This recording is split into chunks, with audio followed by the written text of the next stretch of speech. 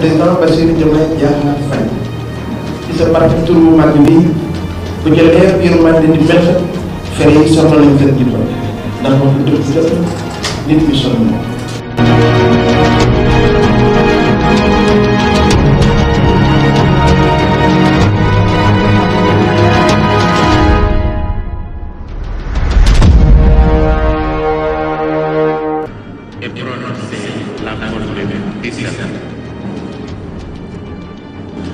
Devant Dieu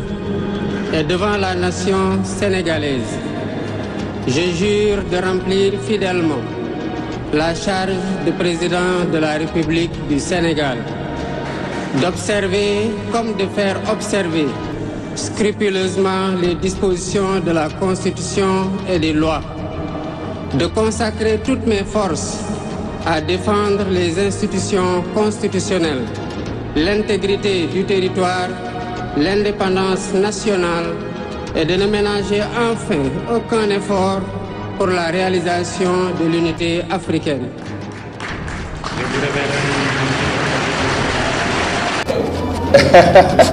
Qui a bien voulu venir partager cette conférence de presse avec vous.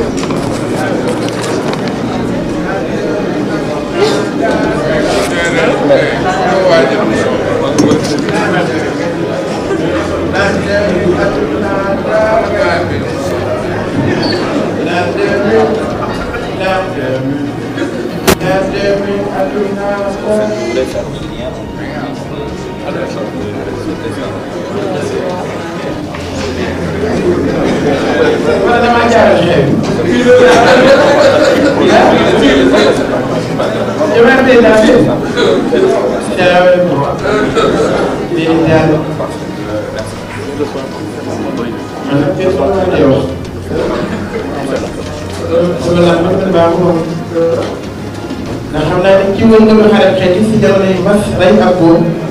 ci la yenn ñi di ndamoon tuuti ñu ciy mànjaay ak ak gaaji yi bitim réew ñu leen di sarax ñuy warax muy neex ci seen borom xool nag du ma bënd ko bés waaye bu feesee foo mu tuuru donte dañuy nargal bàyyi ci biir la doon du ko teree jëf nag tey njël mu naan mën ci kàddu guy dund. président Bassirou Diomaye Diakhar Faye ci sa parti tur bu mag bi bu jëlee yërmande di mel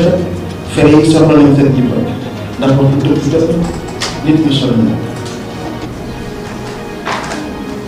kenn mënu may delloo fii laay wax. jàmbaaru njaaxu mi gobaru ñaari weti bu nit ñi sàkku leer ñuy suul ci biir lëndëm di diisoo ay pexe yu ñu luubale alal réew mi jëf ci ndaw ñi ak jeexital ñuy njëkkal mbedd mi jalgati kilifteef yi ngañ ñi askan wi sampay xel jéggi saa ngay mbëggeel ndaw yi topp ci bëlig mbambulaan lap ca bëliga ndax ñàkk yaakaar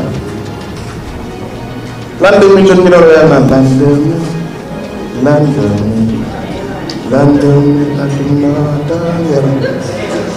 ñi ëppoon yaakaar ci yooyu jamono jóge nañ fi ñuy yaakaar di yaakaar bés bu set seen yaakaar di tas ñu koy xeex di ko xeex ba 2024 yaakaar gi nag doori ñëw ñoo ngeen yaakaar lool ci président Diomaye Diakhar Faye man mii xanaa xamoo la ni dama jëloon gaal gi war a dem mbëkk mi waaw wala laa jaar mam ak wala la maa ngi juddoo kër Mor Sarr Ferro ak Mirine ñoo ma may ma jël gaal gi traversé fleuve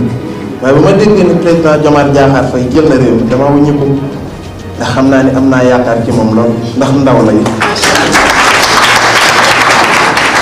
téeméeri fan la fi def réew mi commencé supp ñëpp xam nañ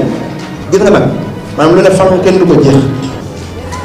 lañ waxoon téeméeri fan lañ ci def téeméeri fan mbir ma commencé supp ñu wàññi transport wàññi dund gi keroog damaa xool gis ñu ne courant bi wàññi nañ ndox mi ñu wàññi nit ñu commencé am yaakaar xol yi di féex ñuy seen Sénégal di seqi jéego yi moom ba ko loolu xel mu dal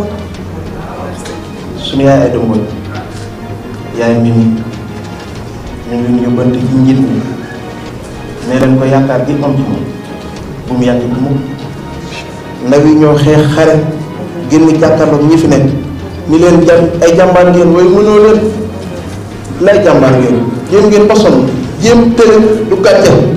fi ngeen yem leen foofu léegi nag at mi daa toll fa jamono moo toll foo xam ne ndaw yi ñoo ko war a yor pour defar ko jox nañ ko ndaw yi léegi nag fi mu toll nag moom ku yéeg ci garab ku la sànni xeer nga gëstu fayu yéegal doo yéeg moom oto bi moom buy klaxonné mu ki ci kanam lay klaxonné waaye du klaxonné ki ci ginnaaw président jiitu na ba pare moom faale ni ñi ca gannaaw ñoom Ibou Ndafa ak ñooñu xam nga ñu may waaw li nga doon noppal foofu nañ avancé jëm ci kanam incha allah rabbi la ca kanam roy ñu bët yàlla Sénégal am beneen xar kanam Sénégal jëm ci kanam man naa ñu yaakaar ndax gis naa ay jeunes yu dynamique xam naa koo xam ne mu ngi tudd Vieux di directeur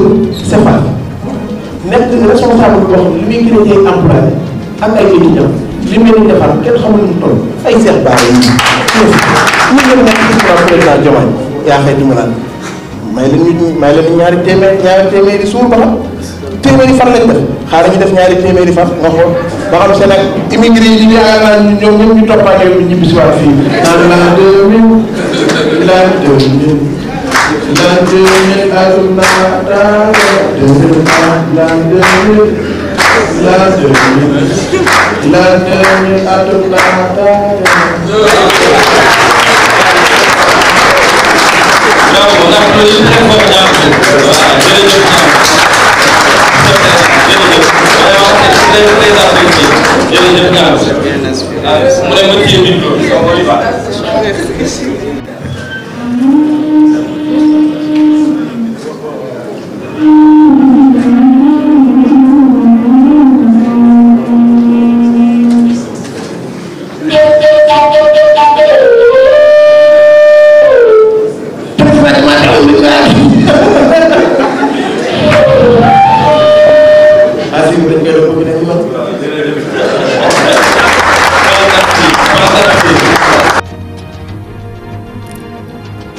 Mes chers compatriotes,